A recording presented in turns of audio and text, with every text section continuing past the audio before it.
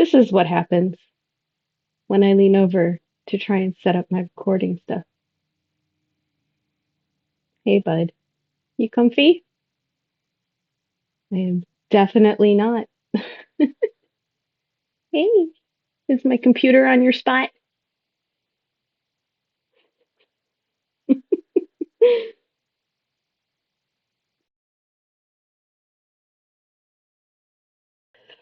Hello, welcome to Thrifty Fibres. My name is Essie. I use she or they pronouns, and hopefully this time around the audio is less echoey and awful. And maybe the cat will upstage me a little bit less this time. So I hope everyone's doing well.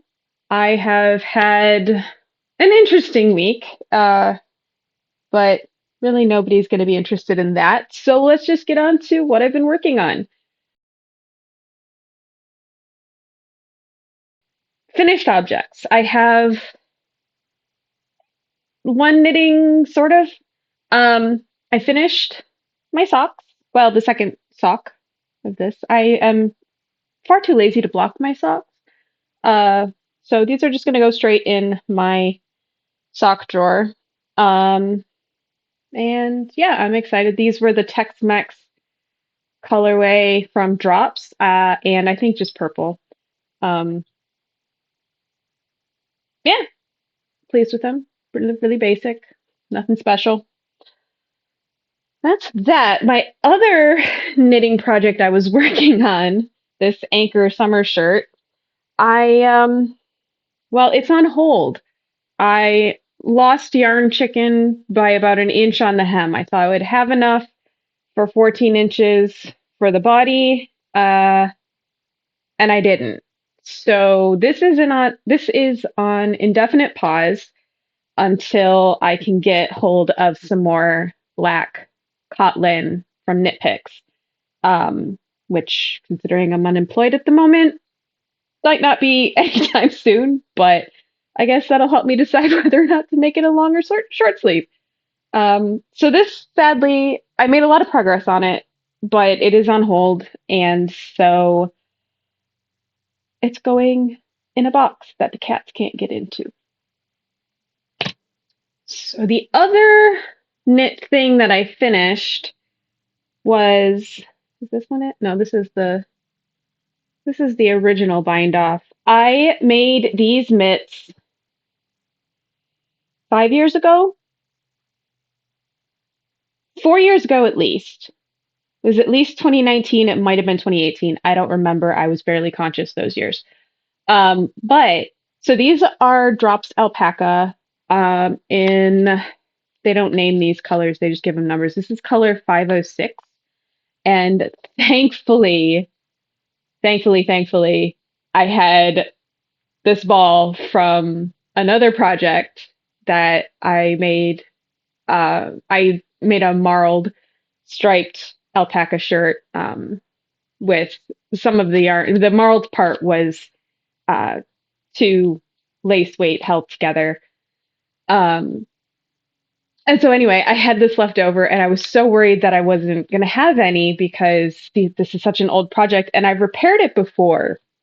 So the weak parts on these mitts, as much as I love them, I wear them in place of gloves most of the time in the winter, unless I'm shoveling snow. Um, because they're so warm and comfy, even though they're lace weight. They're knit on size 0. And I'm a really tight knitter, so it's a very, I mean, it's a thicker fabric than some of my sweaters. When you do like a fingering weight on a size 4, it's at least that thick, but much denser. Anyway, the weak part on these is this part of the thumb, the bind off, just wore down over a few years. I think I repaired these last winter. I repaired the thumbs, and so the thumbs are fine right now on both. The other weak part, and this is the original bind off that I did in Jenny's super stretchy bind off, um, worked fine, but I noticed this part on the other glove. This particular glove is fine, but this part on the other glove had started to unravel. So somehow the last row of the bind off, whatever, got worn through. I wear these ring splints all the time, so it may have caught on that. It might have just been that I've been wearing them, 5 months out of the year, almost every day for multiple years. Anyway, I unpicked it and did a what's it called? A sewn bind off, which is a little less sticky outy. I'm not sure if these are even. Let's hold it up in front of my face. No, these aren't really visible. I'll try and put some pictures in um, that might make it a little bit more easy to see. Um, but anyway, repaired, all fixed up. I'm not going to bother rebinding off this one unless, I need to. It's slightly less stretchy because I did. The sewn bind off can be 100% stretchy, same as the Jenny stretchy bind off. It depends on how tight you sew, though. And I was really anxious to not split any of the threads while I was sewing through because this is a very loosely spun ply. Um, and I was worried that that might be part of why these bind off areas are weak on this. Anyway, it's fixed. I'm happy. And I will be saving this ball of yarn for future repairs because I kind of feel like I might need it. Although I absolutely love the Drops Alpaca lace. It's so soft. Um, right. The other knit related thing that I finished was actually kind of more of a DIY project. I have these slippers, which I absolutely love. They are they're called sheepers. I got them 3 years ago, I think, and or 2 years ago. I don't remember. Time has no meaning. But they are sheepskin, and the inside is wool. So it's sheepskin with the wool still attached on the other side. They're made from byproducts of the veal industry or mutton industry. Hopefully mutton, because veal is baby sheep, and I don't like to think about that, but I know people eat it. Um, I was a little more comfortable buying these because one, the polyester and acrylic slippers that I've been wearing forever just they make my feet sweat and then my feet get cold and I have temperature regulation problems anyway. So I thought I'd give these a try and because they're using industrial byproducts instead of, killing the animals to make the leather only, that's a little bit more acceptable to me. I did think about making my own. I've found stores online that sell leather or is this Sherpa? Is that what that's called when it's leather with the well, I don't remember. Um, that sell leather with the wool on the other side attached still. But I know nothing about shoemaking, slipper making, and even though these are pretty basic, they're glued in some places and stitched together. This is a harder leather on the bottom and a softer leather on top with just wool wool fluff around the outside. Um, that might be a project for the future if I learn how to make slippers. I have gotten my hands on some really, really cheap. It was like $5 at an estate sale. It was a really big deer hide. Um, and then another piece for about the same price was the harder leather that would work for the bottom. So I am thinking I would like to learn how to do that at some point, but I don't know at the moment. So anyway, long story short, these are super, super warm.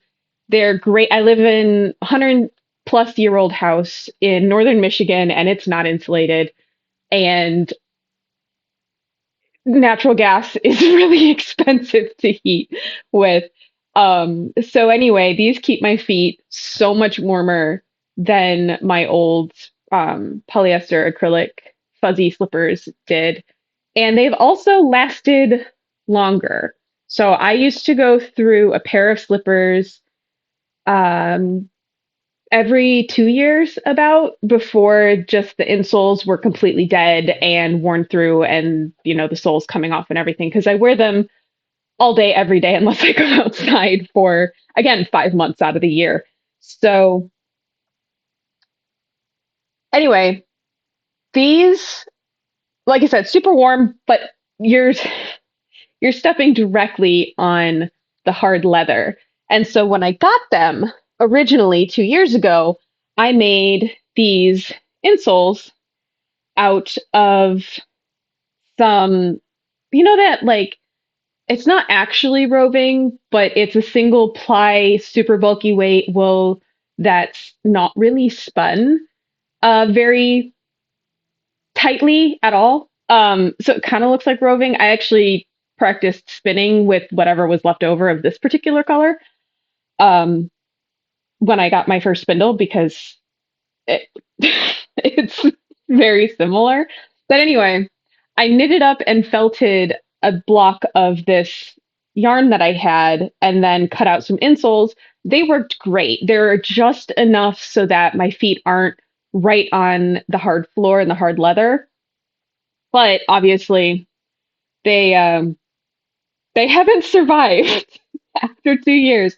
I would say that's a win. 2 years for just like I didn't bother finishing the seams. I think I ran it through the wash 2 times with like laundry that I was willing to put through hot water and then threw it into the dryer with some towels to felt it. It worked, but they're dead. So I needed to replace them.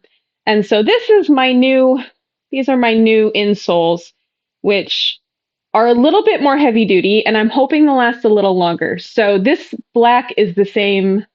It's probably KnitPicks. I don't have the tag for it anymore, but it was whatever I had left of the same kind of roving-ish type super bulky yarn. And then actual comb top that I just kind of loosely spun as I was knitting with it in an S twist so it wouldn't, completely come undone. And then I ran out of that and used a little tiny bit of black roving, some of my good black roving that I had.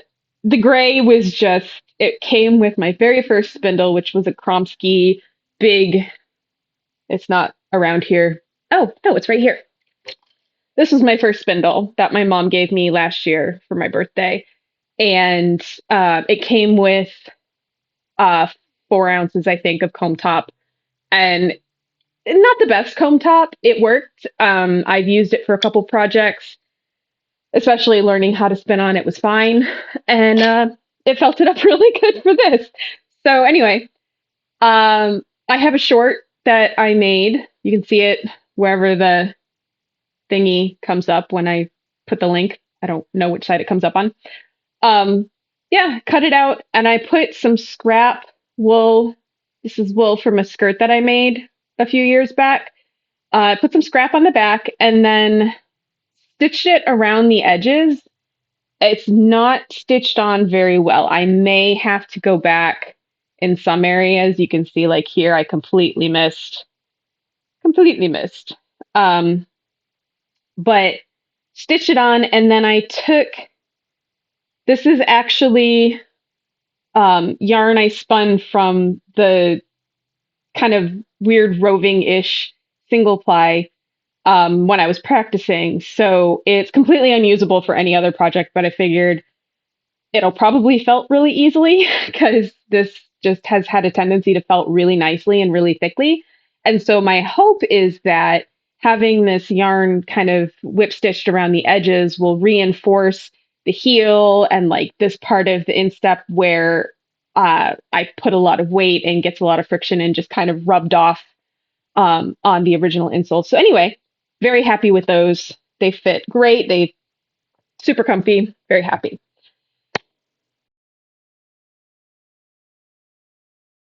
Okay, works in progress. Um, I have a couple. Where are they? I have cast on another pair of socks in the same kind of purple and Tex-Mex yarn. I did the cuff in a 00, and the rest of the sock is in a size 0 needle. I have a ball and a bit of this Tex-Mex left, so that's why I wanted to do a slightly bigger size, taller sock that I can wear with my winter boots. Um, and that'll just keep my ankles a little bit warmer.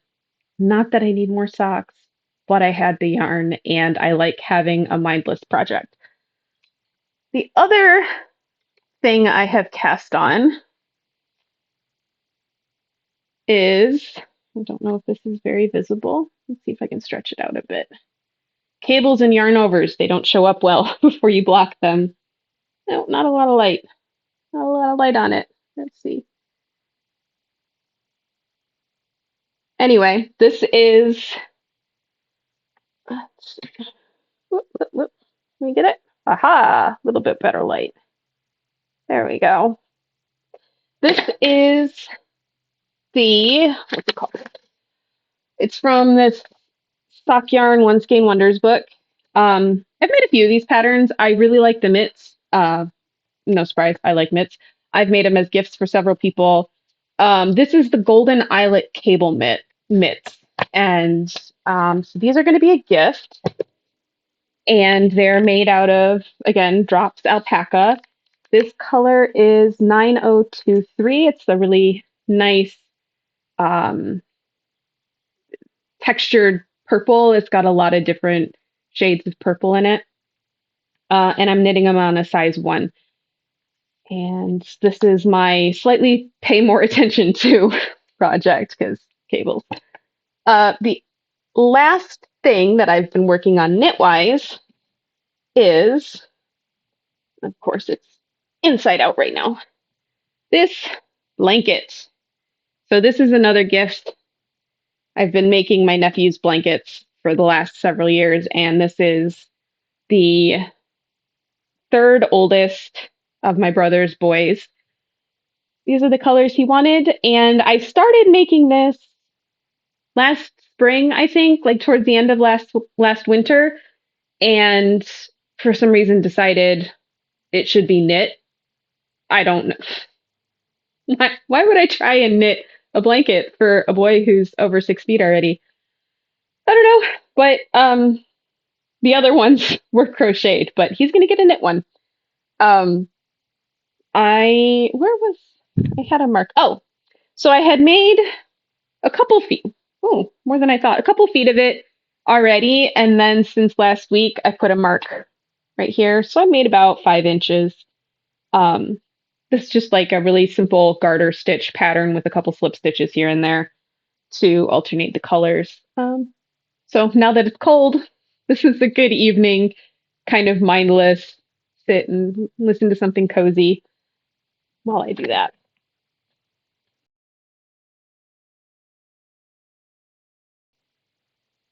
Okay, the other thing that I finished, which is already up on my channel, if you want to see the whole process, is I did finish this jacket. So last week I had already repaired the linings, sewed everything in, and all I needed to do was go buy the snaps and put the snaps in, and they came out so nice. I love them. I've worn it. I was actually thinking, like, if I don't really like it, if it's not really my style or whatever, maybe it'll find a new home somewhere, now that it's actually wearable because there are no more holes in it. I even repaired the where I burned it from the iron, and it is sticking on so nicely, so much better than I had hoped. Um, but I've worn it a couple times and I really like it, so I'm gonna keep it. I did find out a little bit more. My mom said she wore this. See, perfect snaps. They were great. She wore this in her 30s, so it is at least 30 years old. Sorry, mom. I'm 38. They know you're at least, you know, that much older. Um, anyway, I am very happy that it's got, another chance at life, and it is now. I'll probably be able to wear it the rest of October. After that, I might have to switch to my winter coat, but I'm happy that this is done.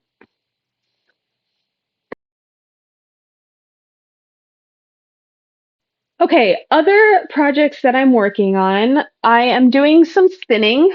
I did manage to ply up the green Coopworth that I was working on. I one of these, I don't know which one,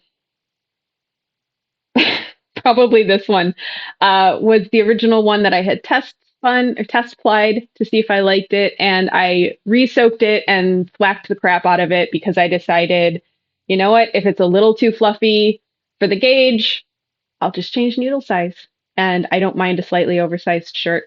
So I have these done. They've all been soaked and thwacked. I'm very excited. Still trying to get my hands on the pattern, but hopefully soon I'll be able to do the gauge test and cast that on because this just seems like it's going to be the coziest sweater ever. I have four more of these bobbins of the green, and this is, let me double check, this is Hidden Valley Farm and Woolen Mill from Wisconsin, and this is Evergreen Lane color. So I have four more of these bobbins to ply, and I'm going to try and do that this week. And then I have almost a full 8 ounces to spin still of the roving. So that's exciting, but I'm out of bobbins again. So I'm also working on this natural brownish color. It's a brownish gray. It is from a local farm, Heritage Acres. Wool Roving Locavore is the colorway. It's a mix of Romney, Tunis, and Dorset wools to get this kind of heathery brownish grayish color that I'm also looking at knitting like a tunic length cable knit. Um, so I have four of these.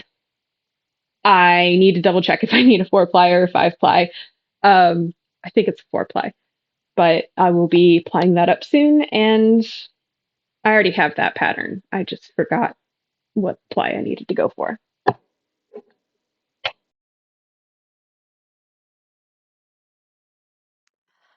It is editing Essie because yeah, migraine today, hence the pink glasses. Uh and my brain doesn't work very well when I have a migraine, so I forget things.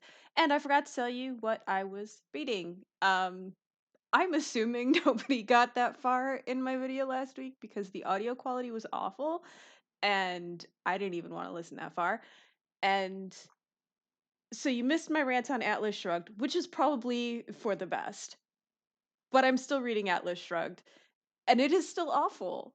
And actually, it's gotten worse, if that's possible. So it's about to be due back at the library, and I'm kind of okay with it just disappearing from my phone, um, and not renewing it. Otherwise, I'm also listening to Invisible Women still, and that is actually has gotten really interesting. Ah, sorry, this cat. Um, that's gotten really interesting. The last section I listened to talked a lot about what not having women advance through publications, through tenure track, and not having women advance through publications and tenure track in academia means for how we understand not only how universities work, but also how we understand how society works, because it's academics who are doing a lot of that research, and we don't know what's being missed when we are excluding that part of the population.